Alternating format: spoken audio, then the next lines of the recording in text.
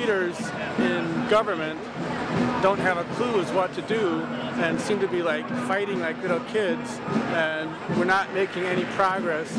We're not coming to any real solutions or even ideas of what direction we should even be going in.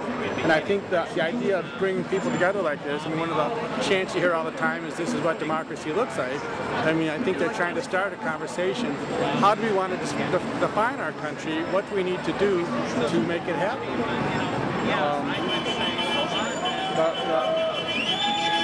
I think there's also this great sense that the political parties and the whole political system is broken. In fact, that the people that end up on the ballots supposedly to represent us obviously aren't representing the will of the people. I mean, that's why there's so much dissatisfaction. And the country isn't going forward, it's not working because we can't create jobs to put people back to work. Have you seen the corpses come down from the building? I saw some guards out there. I think they mostly leave through the back. Yeah.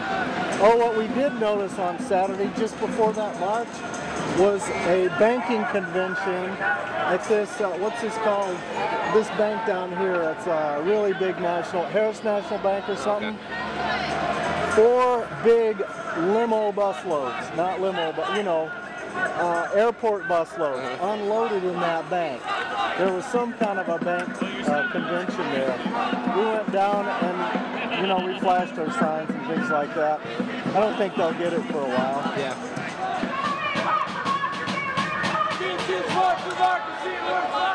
We've had to find ways to like get around things that people in Wall Street can do normally. Like there is no park here that you can just sleep in all night long. Most of the major parks have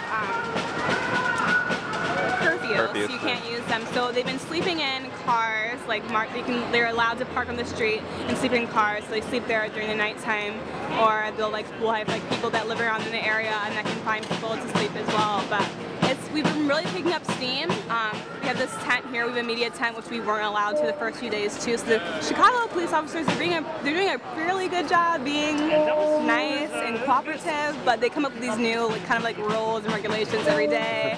Like one night they were saying that like we couldn't wave flags in the air. Like they're just being ridiculous occasionally. But things are good here. It's definitely been slow for the past few days, but we're kind of growing exponentially, and we're kind of looking forward to see what happens here. So, Occupy Wall Street is a part of and a beacon for a global movement. So a few days after Occupy Wall Street, 4 people in Chicago. It was can't tell you their names. Mark, James, Andrew, maybe somebody else, and they came out here and just pitched tents. No planning. New York had been planning for months with Adbusters. We just pitched tents, okay? And so people sort of gradually picked up during the week. I came here on Monday, and have been really sort of neglecting my studies to do this as a full-time job. But every day more people come, and we've come through. Today, for example, we're 3 for 3 with the police. They wanted us to take down our tents. They wanted us to move some of our stuff from the sidewalk, and they wanted us to stop playing drums. And within the law, we found a way to reach a compromise or work around each 3 of those things today. So we're feeling pretty good about that. That our country is no longer a country with a free democracy. It is a country with a corporate-run, bank-beholden democracy. So operating with that assumption, we want to create a discussion and an open. We want to create an open dialogue amongst the citizens who are not represented in the same way that the top 1% is represented, to move our democracy forward, in whatever form that might take. And there are different policy goals for every person that you're gonna see coming out here. But the emphasis right now, and there's a really good article in the Washington Post from yesterday called "Wall Street Protests Keep Getting Larger" that I think is the best assessment in the mainstream media that I've read. But the goal is to attract more people and have each of these individual persons' goals and ideas to be aggregated into this greater thing and this greater movement.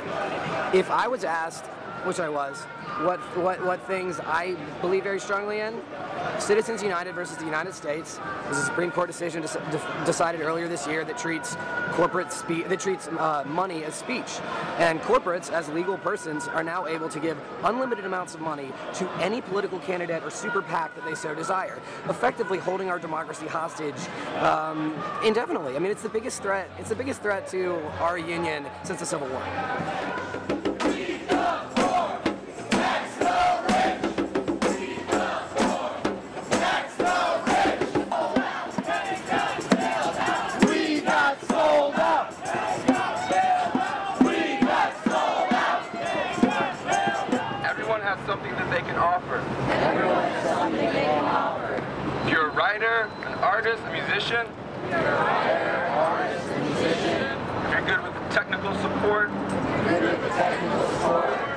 you can contribute.